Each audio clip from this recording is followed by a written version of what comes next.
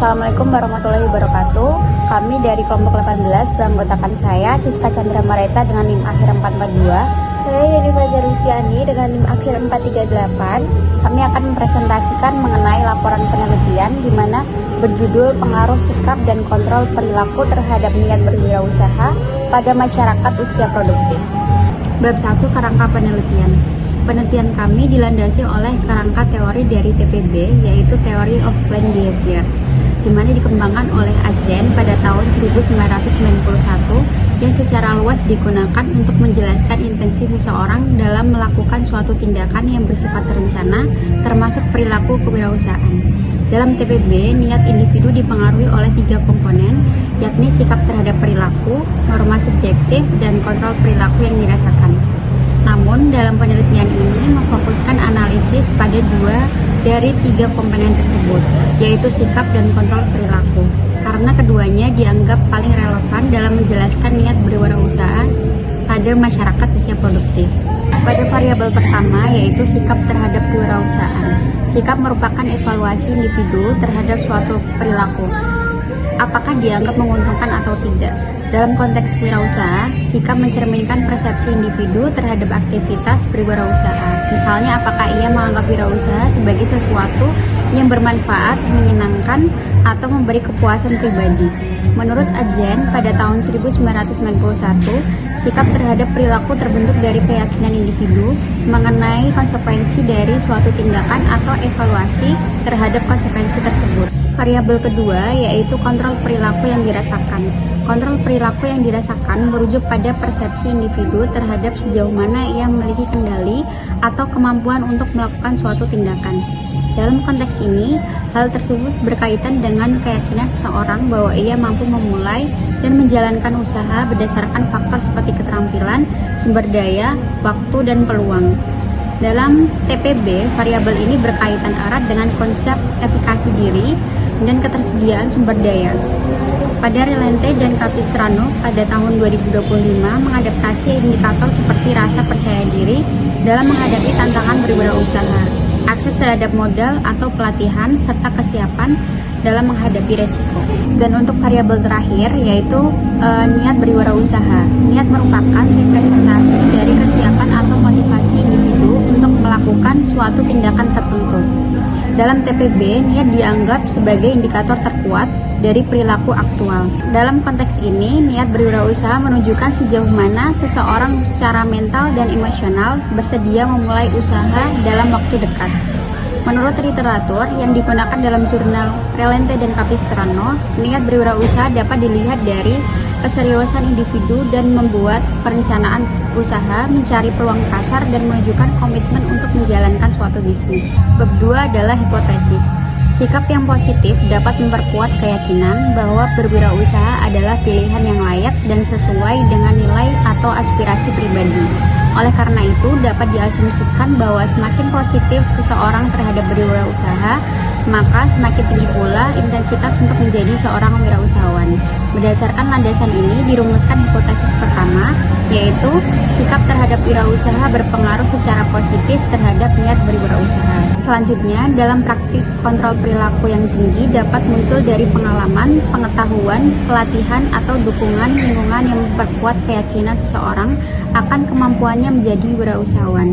Dengan demikian, semakin tinggi kontrol perilaku yang dirasakan oleh seseorang, maka semakin tinggi pula kecenderungan untuk memiliki niat berwirausaha. Berdasarkan penjelasan tersebut, hipotesis kedua yang diajukan dalam penelitian ini adalah kontrol perilaku yang dirasakan berpengaruh secara positif terhadap niat berwirausaha. Oke, masuk ke bab 3 yaitu metode penelitian. Jadi di metode penelitian ini kita akan membahas mengenai 6 hal. Yang pertama adalah desain penelitian. Jadi desain penelitian pada penelitian kami itu menggunakan metode kualitatif dengan desain asosiatif kausal yang bertujuan untuk mengetahui seberapa besar pengaruh antar variabel. Yang kedua adalah populasi.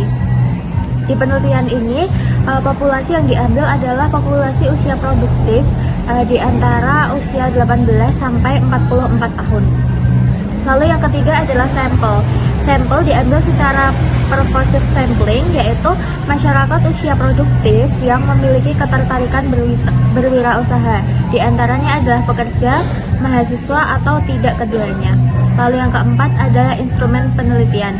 Data dikumpulkan menggunakan kuesioner berbentuk skala Likert dari 1 sampai 5. Lalu yang kelima adalah teknik pengumpulan data. Untuk teknik pengumpulan data, kita menggunakan survei kuesioner online melalui Google Form dan disebarkan kepada responden yang memenuhi kriteria usia produktif dan tertarik dalam wirausaha. Lalu yang terakhir adalah teknik analisis data. Untuk teknik analisis data, kita ada importing data dari Excel ke SPSS, lalu coding dan menetapkan skala pengukuran. Yang ketiga ada uji missing value, lalu uji normalitas dengan Kolmogorov dan Smirnov, lalu analisis outlier, uji validitas, uji reliabilitas, dan analisis regresi linear berganda. Masuk ke bab terakhir, bab 4 adalah hasil penelitian dan pembahasan. Yang pertama ada hasil pengumpulan data. Jadi dari 57 responden itu meliputi 78,9% berada pada rentang usia 18-24 tahun yang merupakan kelompok usia produktif. Didominasi oleh perempuan sebanyak 78,9% dan laki-laki sebanyak 21,1%, serta 64,9% responden adalah mahasiswa. Lalu yang kedua ada analisis deskriptif. Responden menunjukkan sikap yang positif terhadap kewirausahaan dengan rata-rata 4,21 dan standar deviasi 0,55. Rata-rata skor kontrol perilaku yakni 4,10 dengan standar deviasi 0,61 yang mencerminkan persepsi kontrol yang baik atas kemampuan memulai usaha.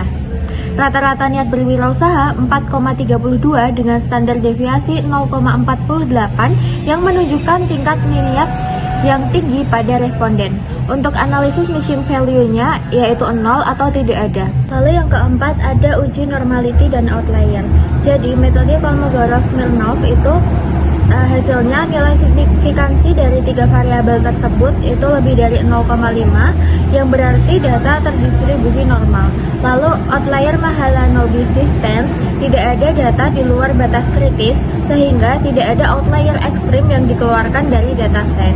Yang kelima adalah pengujian validitas reliabilitas. Nilai korelasi di atas 0,3 yang disimpulkan bahwa semua item valid.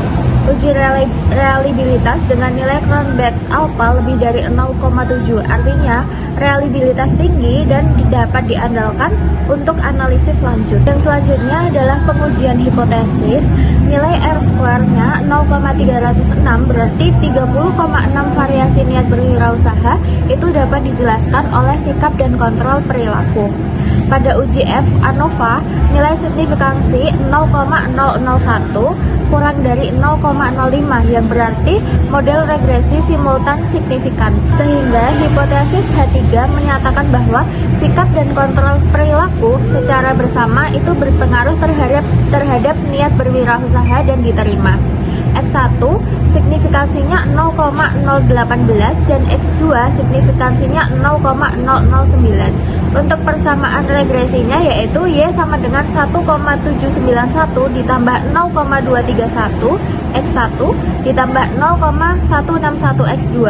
Lalu yang ketujuh adalah pembahasan. Dapat disimpulkan bahwa baik sikap maupun kontrol perilaku itu memiliki peran penting dalam meningkatkan niat masyarakat usia produktif untuk memulai usaha. Nah, temuan ini memperkuat bahwa pemahaman bahwa membangun sikap positif serta memperkuat persepsi kontrol dalam diri individu merupakan kunci dalam meningkatkan jumlah wirausahawan baru, terutama dari kelompok usia produktif. Lalu, sejalan dengan teori Planet Behavior oleh Adjen 1991 dan juga penelitian sebelumnya oleh Relente dan Capistrano 2025. Dengan demikian, intervensi yang mendorong pembentukan sikap positif serta penguatan kontrol perilaku, misalnya melalui pelatihan kewirausahaan atau mentoring, berpotensi meningkatkan niat berwirausaha di kalangan usia produktif.